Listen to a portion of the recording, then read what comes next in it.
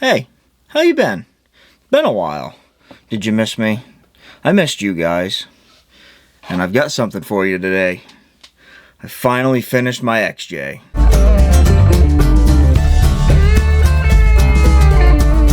Now, what does finished mean exactly? Well, in the world of RCs, are any of them ever really finished? The important thing is, I've finally got the body fully mounted, and the bumpers are done. So if you recall from the first video that I did on this truck, which actually was, I think, the last video I did over a year ago, you know that it's just magnet mounted. I used the original body mount in the front off of the Jeep. This is the gray JLU SCX24 that I used as a donor. Did a whole bunch of stuff in it. You can watch that last video to see all the mods that I made.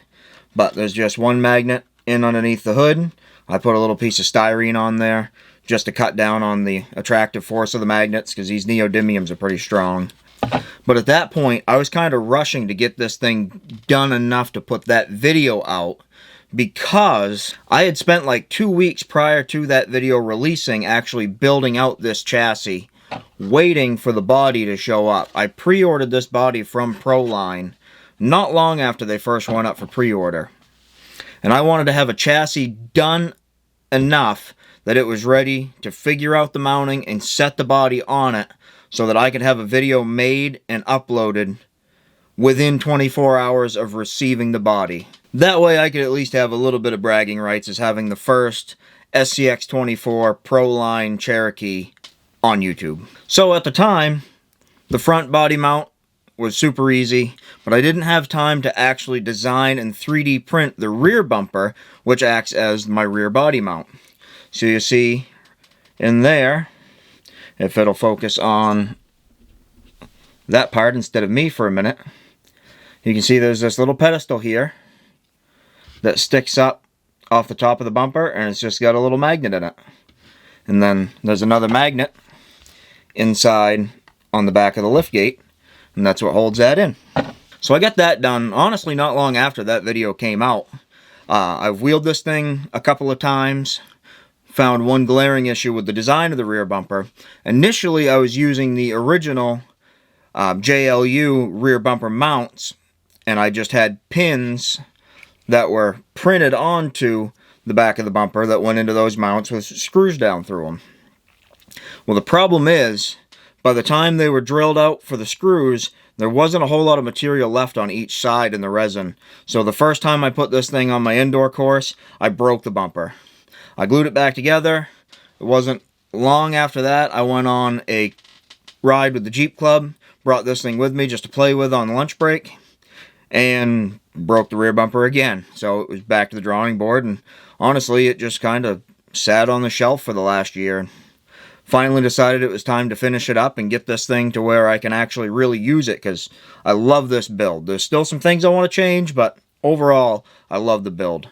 So instead of redesigning the mounts on the bumper and still having to deal with the weakness of the resin and trying to make everything fit, now because of the way the body mounts and the way it's cut, you still have to have this step in it for the bumper mounts. So what I ended up doing, because I glued the bumper into the bumper mounts the last time with some super glue and a little bit of E6000, I wasn't going to take the time to try to clean those mounts back out to reuse them. So I ended up just cutting the mounting pins off the bumper, drilling 2 more holes just inside of those, and I believe this is actually a front bumper mount off a JLU, but I'm not 100% sure. I know it's an SCX24 mount off of something, if the camera will focus on it. I don't really know what, but it works flawlessly. I've just got 2 brass pins that are glued in with some super glue. They're not going anywhere, but because they're brass and they're actually smaller than the holes in the bumper mount, I'm not drilling them out and putting screws through them, and there's actually a very good reason for that. The bumper can slot through the holes, and then it's free to move back and forth. That way, and you'll see this in the crawling footage at the end of this video, it still mounts on there good. It doesn't bounce. It doesn't let the body move very much. But if you catch a rock coming off in it, the bumper can move. If you back into a rock, the bumper can move. That little bit of movement that you get takes a lot of the stress out of the mounting points and just helps make sure that those bumper mounts are never going to break again. Now make sure you stay tuned to the end of this video for a little announcement that I hope you're going to be excited about. But for now, we're going to get down to the bench so I can show off the front bumper and the rear bumper on this thing in just a little more detail. Alright, so I am super happy with the way this thing came out. I mean, it just looks awesome with that Tamiya metallic purple. Now the front bumper is not actually mounted on here solid yet. I've still got to put some screws in it. But what I did for the front bumper, hopefully you can see on the camera, with that Reefs 99 micro servo in there, there is no room inside the frame rails for bumper mounts to go in. So to alleviate that, I designed the mounts on the front bumper so that they actually go around the outside of the frame rails. And they're actually their own little C-channel that just helps with a little bit of stability. So you really only need one screw on each side. And now there is just enough material here. I could go from the inside out with a screw and just thread it right into the resin. But I'm actually going to find a screw that's just a little bit longer so it sticks out and I can put a nut on the outside just for a little bit of extra holding power. This resin will take threads very well, and the holes are actually the right size right out of the printer to just wind a screw through, and they'll cut their own threads. This stuff is soft enough for that. But the flip side of that is it also will rip the threads out of it very easily. You can see, hopefully, I've got a simulated fair lead in there that's actually open, so you could run a winch line off of a servo winch through there if you wanted to, and I might actually do that eventually. I've just got to figure out where I want to mount it. But it's also got little simulated D-ring mounts that are open, so you could actually theoretically put something for a small D-ring in there if you wanted to, but really it's just more for the scale looks. But that just slides right over the frame rails. And then, like I said, 1 bolt or 2 bolts on each side. And there's a little bit of adjustment there because you can line those holes up with any of the 2 holes on the frame. So you could have it out a little more, in a little more. There's plenty of adjustability to fit any way of mounting this body and any way of really mounting any body. And there's also, I made multiple versions. So you've got the standard full width short mount, and then also a stubby version that looks pretty good as well. And I was actually debating for quite a while which one I wanted to run, whether I wanted to run the stubby or the full width. I ended up going with the full width, but now with these 57mm LGRP Trench Kings on this, I've got plenty of room at full bump. Even with the full width bumper on there, I don't need to worry about bumper clearance. But if you were going to run a larger tire on this body, you would probably definitely want the stubby bumper for that extra tire clearance. And then there's also a version of both the full width and the stubby that have extra long mounting brackets, so they stick out even more. And I brought the edges of the wings back a little bit on the full width version, just so you still get that full coverage down the side underneath the marker light. But you can see that gives you a little bit more of a shelf. Still looks pretty decent. And then there's, like I said, there's also a stubby version of this that will stick out similarly. I just didn't print one of those out. And then there's also, in the extended bracket version, you have the full width and the stubby both available with stingers.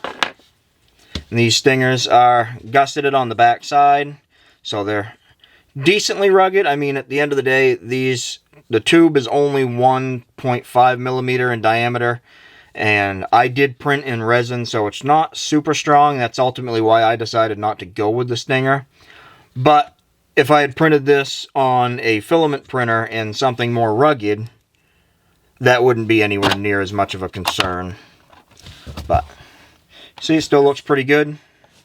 Personally, for the stinger version, I actually prefer the stubby with this particular body. I think that just looks pretty cool. Now, interesting fact, I can confirm, and I'll put some pictures in here as well, these bumpers do also fit the Dodge Power Wagon. In fact, the stubby versions, the bumpers are basically the exact same width as the grille. Now, that was a complete accident. I was designing everything with measurements based off of this body on this chassis, but just one of those happy accidents that things work out sometimes. And also, the full width version actually pretty much matches the width to the outside of the fenders on the Power Wagon, so that's really cool. Now, these won't fit the C10s, the JLUs, or the Gladiators, because those have to have a drop bracket for the bumper, whereas these mount directly out off the frame. Now, obviously, if you're trying to run one of these bumpers with the ProLine XJ body, you have to trim your molded on front bumper completely off right up to the bottom of the grill, just like I did. As well as for this rear bumper mount, obviously, you've got to trim the rear bumper off right up to the tailgate. But it's actually designed so that the bottom of the liftgate sits right down on top of the bumper and fits nice. Keeps it snug so it can't move side to side at all. And it just looks really good, in my opinion. Now, I cannot confirm whether these bumpers will work on a deadbolt or not, since I don't have one anymore. I parted that out to build my hardbody Dodge swap. But if I remember correctly, that had a direct flat-mounted bumper. And if that's the case, then these should work for that too. Now, I also don't know about the Broncos or the Lexus or the new Toyota 4Runner, because I don't have any of those.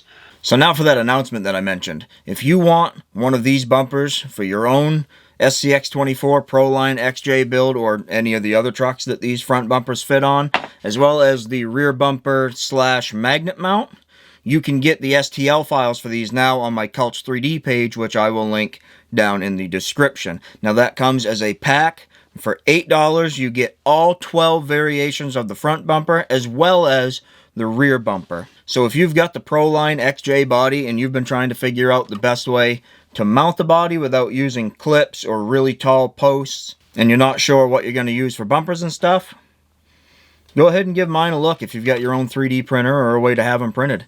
Unfortunately, I'm not planning on getting back into printing parts again. I just don't have the time nor the resources to really deal with that. So for now, the STL files are going to have to be the way to go. But I mean, if you don't have your own printer, there are plenty of services out there that offer 3D printing in numerous different materials. And that's the other part. I only have resin printers, which for me works. It's cheap. They're relatively quick. They do a really good job. They give really good detail, a really good finish quality. But at the end of the day, even with the good ABS type resin that I use that is stronger, it's still fairly brittle and doesn't hold up to big impacts. So I don't know enough about filament printing to know what filaments are the best for certain applications. But I do know there are filament plastics that will make one of these way stronger than this resin that you won't really ever have to worry about breaking. At least under normal RC rock crawler conditions. I mean, if you're out bashing on your stuff, you can break anything. But I would like to get an FDM printer in the future, but at the same time, I don't really have that much of a use for one. I mean, I can just print out new parts anytime I break them and run them until I break them again. And I think a 3D scanner is going to be a much more worthwhile tool to invest in versus another different type of 3D printer, especially since it will make designing parts around bodies so much easier. There's a pretty good list of parts that I really want to design for the Traxxas TRX4M high trails, both the square body Chevy and the Ford, as well as the SCX24 C10. But with all the complex geometry on certain parts of those bodies, it's hard to measure it out by hand with radius gauges, calipers, rulers, things like that to design parts around it. It'd be so much easier if I could take a 3D scan of it, put that into a mesh file, and then work around it. So hopefully that will be coming in the future. I'd like to buy one this year. I'm in the research phase right now, trying to figure out which one's going to work best for me and what kind of budget I'm looking at.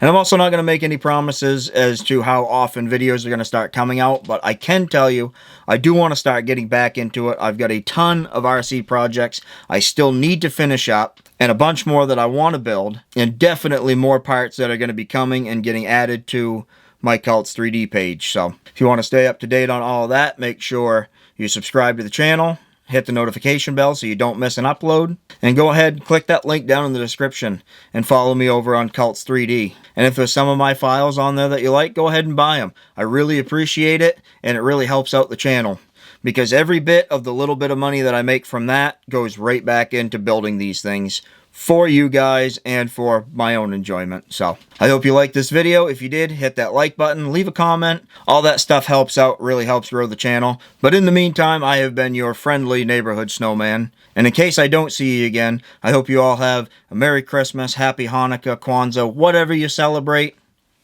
and keep crawling.